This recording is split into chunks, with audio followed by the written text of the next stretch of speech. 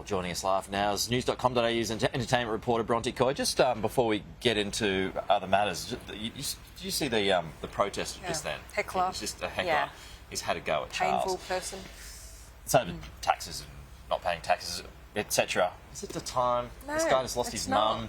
Leave him alone. Just unfortunately, you're always going to have people like that. Yeah. And just brings the tone down, where it is magic in London at the moment. Yeah. Perhaps we saw it was in Wales as well, and just.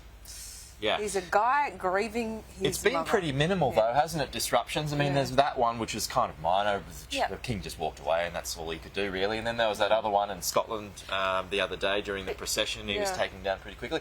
On the whole, disruptions have been really small. Yeah, you just said it. I think that it's been one of the most amazing things for us here on the ground to witness is that there's just been a lot of unity. I would have thought maybe there would be some people that... I think it's not the right time, but maybe there would be like a little bit less, uniformity in this grieving. But it truly does feel like every single person is just coming together. You even see it in the queues when they're all making friends, and there's this amazing camaraderie. Yeah. It seems to be across the board. What have you made of all the walkabouts? It's you can see that it's striking all the right chords for the royal family. That they even seem to be overwhelmed with the love and support that they're getting. I'm in two minds about it. Every time I see them, I feel like they look sadder and more exhausted. So there's a big part of me that definitely exhaustion. Especially Charles this evening with the vigil. I think that it almost was the most sad that we've seen him. His face just was so it was pretty intense to watch, actually. But so part of me is thinking, I wish they could just have a bit of time for themselves. But second to that, I do think that they've been pitch perfect in the way that they have shown their grief. They've shown their vulnerability to the public. They've been so accessible. We've seen with William and Kate especially, they've been really sharing some personal notes with people. And there was William talking about how the procession the other day reminded him of his mother's funeral procession. Yeah. Just really personal comments. And I think that that's provided so much comfort to people as well. So they've really put themselves out there for, I suppose, the betterment. There's not a wall. I mean, and it is very different to when Diana died. Remember, there was just a wall that went up in the royal family. It took the Queen days to comment. She got criticism for that. The difference was, she said that they were trying to protect the boys at the time. And look, all that is true, but I agree with you, Bronte. This time is very different. There's a sense of duty in not only their public appearances, but their openness. And perhaps that is going to be a bit of a hallmark of the King Charles era.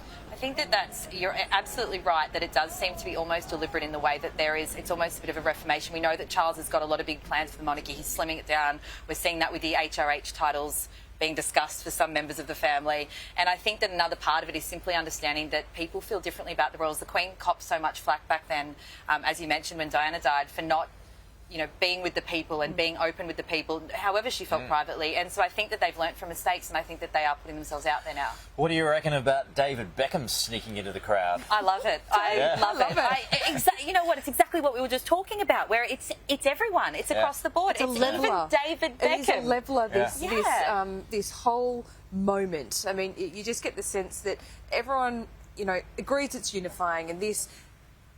Some people are more articulate than others about what it means for them, but it has been a great leveller with people going to pay their respects, and David Beckham even joining the queue at 2 a.m. Yeah, there was a Susanna Reid, who's the host of GMB over here. I think she was in the crowd with her mum as well, and did the whole wait. But I think that's really cool, and we may even see more of that. I think they almost want to do it as well. I think it seems to be a bit of a rite of passage now for them in grieving for their Queen. I think they sort of want to be part of that and get in the line and have the experience. It's very cold here, so absolute power to them.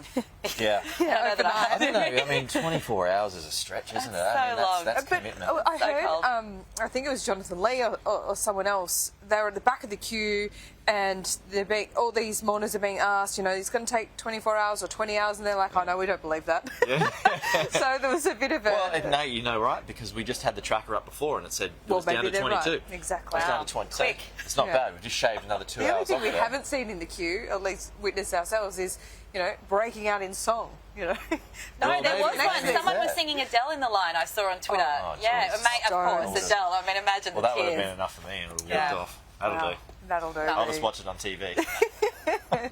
Bronte, thanks so much for that. Thank you. Appreciate it.